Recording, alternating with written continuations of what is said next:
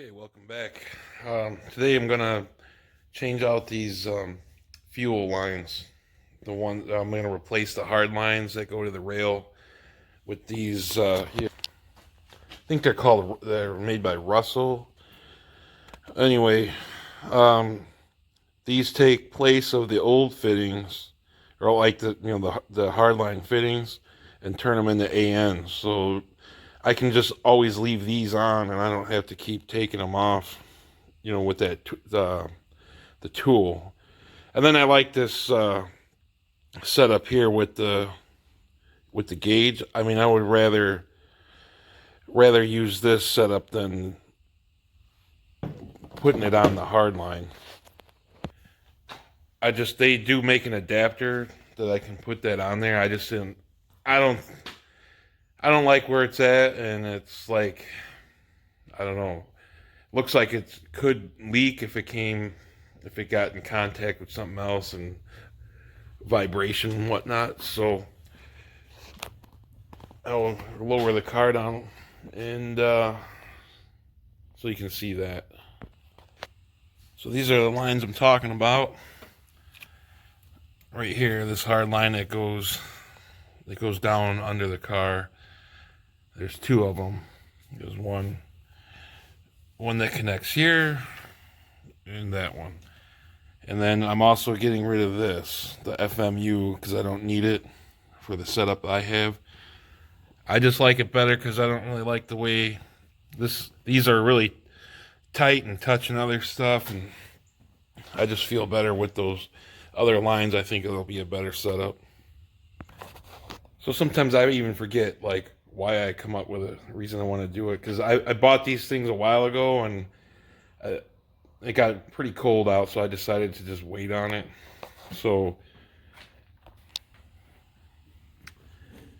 that is the fitting that you put your test port on to put your gauge on it.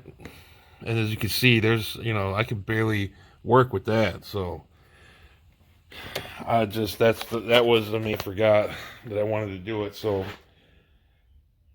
I'm gonna get these lines loose and get them off of there. So I got the old hard lines off, and so you need to use the sizes. A tool like this will push on the spring to push it out. This is a smaller one. This is the new fittings. So as you can see inside there's the spring. That's when you push that tool in there, you're spreading that spring out to come over the lip of the fuel line. Now, these wobble a little bit. They're slightly have more play than the stock ones. So I needed to use the tool to put them on too. They could spread them out just a little bit to push them on. But this is what it looks like. So now I no longer have to use the tool to get the fuel lines off. I just can undo the two AN fittings. So I pretty much got it all on, except I gotta tighten them up, but I don't have the FMU parts out yet, but they're right here. So these are the lines that go to FMU. I'm sorry, not that one. This one, and so this is from the supercharger. So this one and that one. And then here is the braided lines connected now. And I also, over here is where I'm going to put the sending unit for the fuel pressure, because up top, the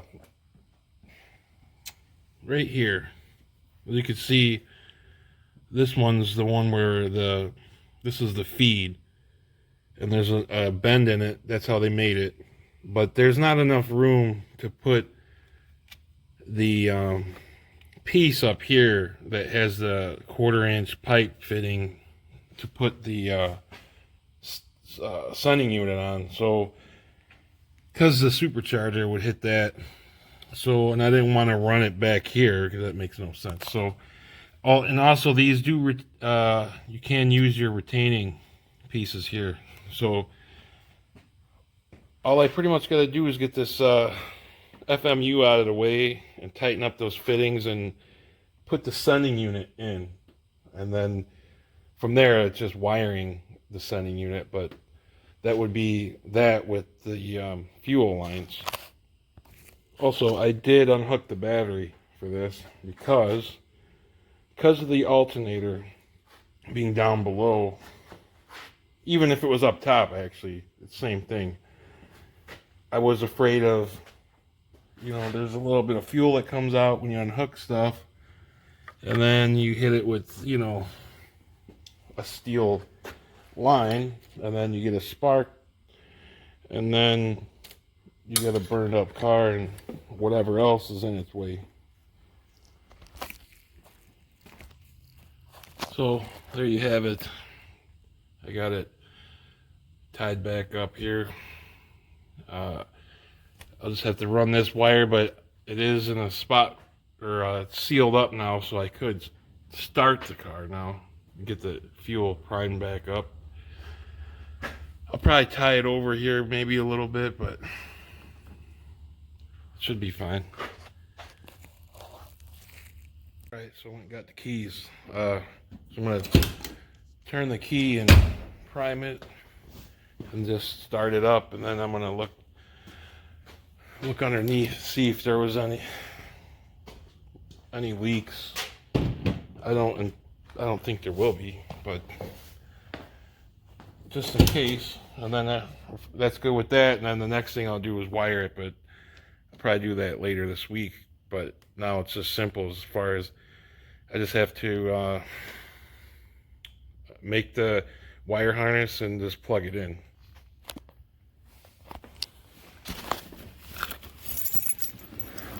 So we'll have to prime it a few times because there's no fuel in it and the lines. Oh, battery. Alright, battery's hooked back up. Cycle it a couple times.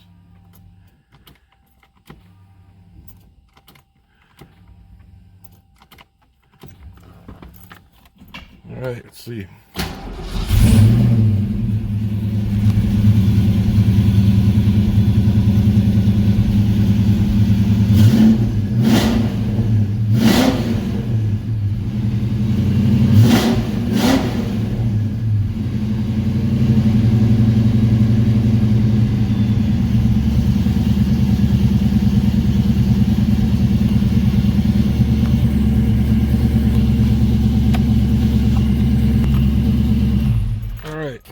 Looks like it's a success.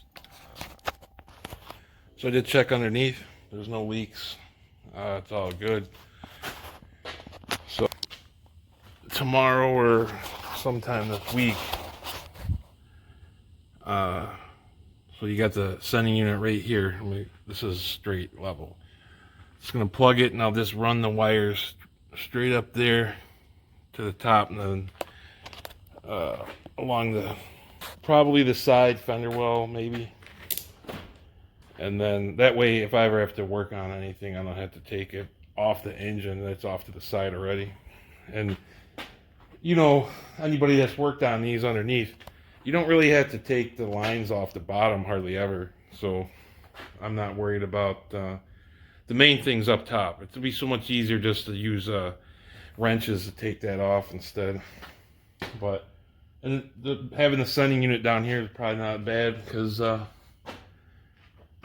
be easy to change, and if I have to change it, and it's just less clutter up top.